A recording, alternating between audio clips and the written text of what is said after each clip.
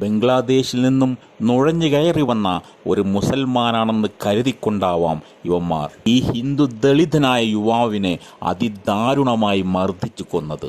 പാലക്കാടിന്റെ വാളയാർ എന്ന ഗ്രാമം നിശബ്ദമായി കരയുന്നു. പേ പിടിച്ച പട്ടികളുടെ ആക്രോശങ്ങൾ കേട്ട് കാർമേഘങ്ങൾ വരെ കറുത്ത കരിമ്പടം വാരി പുതച്ചിരിക്കുന്നു.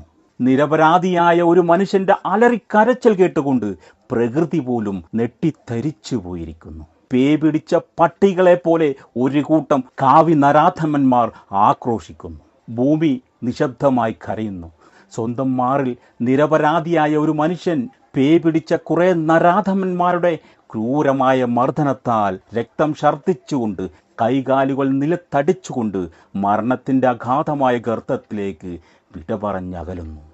ആയിരക്കണക്കിന് കിലോമീറ്ററുകൾ സഞ്ചരിച്ചുകൊണ്ട് സ്വന്തം ഭാര്യയുടെയും മക്കളുടെയും മാതാപിതാക്കളുടെയും വിശപ്പകറ്റാൻ അന്നം തേടി വന്ന ഒരു നിരപരാധിയായ ഒരു അതിഥി തൊഴിലാളി.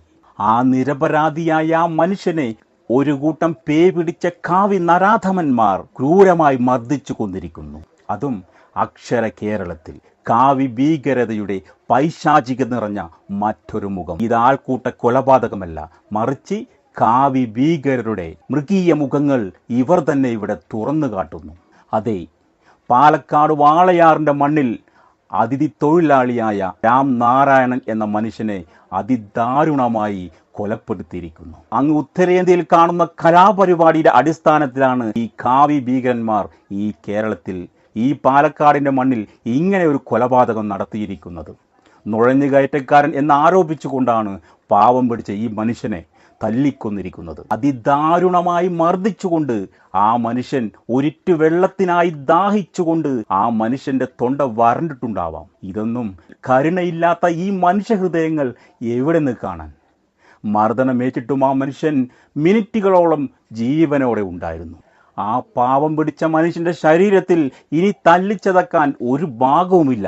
അത്രക്കും ക്രൂരമായാണ് കരുണയില്ലാത്ത ഈ നരാധമന്മാർ തല്ലിച്ചതച്ചിരിക്കുന്നു. ഒരു മൃഗത്തെ പോലെ ആ മനുഷ്യനെ പോസ്റ്റ്മോർട്ടം ചെയ്ത ഡോക്ടർ പോലും നെട്ടിപ്പോയിരിക്കുന്നു.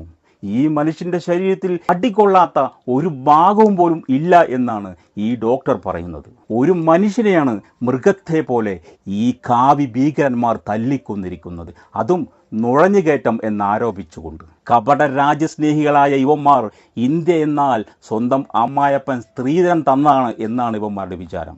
ഇതിൽ പ്രത്യേകമായി ഒന്ന് ഓർക്കേണ്ടതുണ്ട്, ഇതൊരു ആൾക്കൂട്ട കൊലപാതകമല്ല. കൃത്യമായി വിരലിലെണ്ണാവുന്നവരടങ്ങുന്ന കാവി ഭീകരന്മാർ നടത്തിയ ഒരു മൃഗീയമായ കൊലപാതകമാണ്. ഇവന്മാർക്ക് അർഹമായ ശിക്ഷ കിട്ടിയേ പാടുള്ളൂ.